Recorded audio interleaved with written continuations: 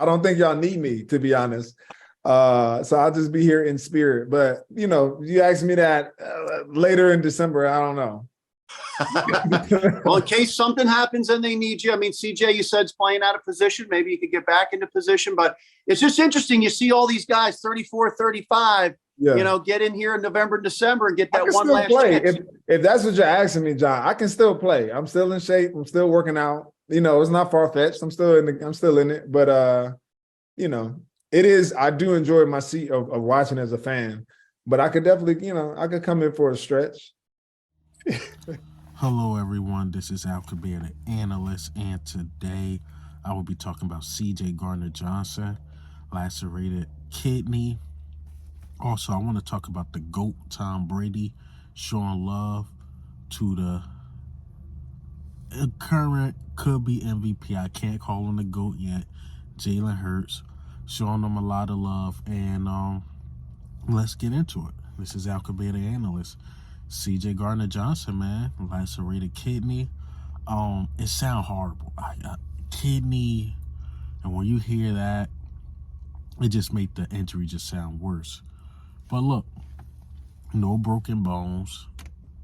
I remember when Zach Ertz had it back in 2019. I believe it was 2019 when we went to the playoffs and got knocked off by the Seahawks. Zach Ertz had the lacerated kidney, but he only missed the game. I believe, depending on circumstances, Zach Ertz would have missed more games, but it's not season ending. That's the good thing.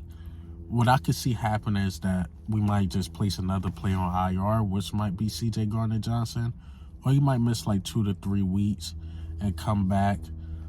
No reason to rush him back. We 10-1. I believe we can win games without him. Like, after the Tennessee, you got, like, Chicago.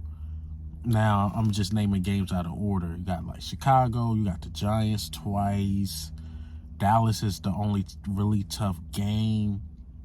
But other than that, and even with the Tennessee Titans, we really don't need them because they run heavy. So, I think we'll be okay. Most games I see us losing without him is possibly 2 or even just 1, but I think we'll be okay. Look, injuries are hurting us right now, but we still a 10-1 team. We still got these guys coming back. All of these injuries are like 4 weeks max, except Marlon T. I think he's out for the season, but when you look at Jordan Davis, he might be back, coming back this week. You got Dallas Goedert. He's going to be coming back within like 2 to 3 weeks. Like, our main guys will be back. C.J. Gardner-Johnson, he will be back. Now, what we need these guys for is the playoffs.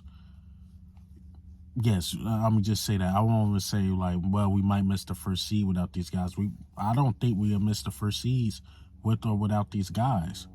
I think we still play at a high level and just get these guys healthy, man.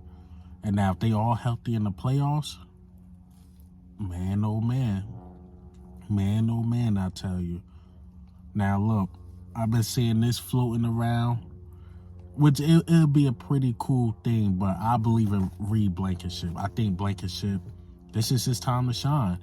He had a lot of ups that game. He literally had one down where he took a bad angle on probably a top 10 speedster in the league at Christian Watson. He took a bad angle and missed the tackle. Christian Watson took it for a touchdown. So things like that happen. I think he learned from that.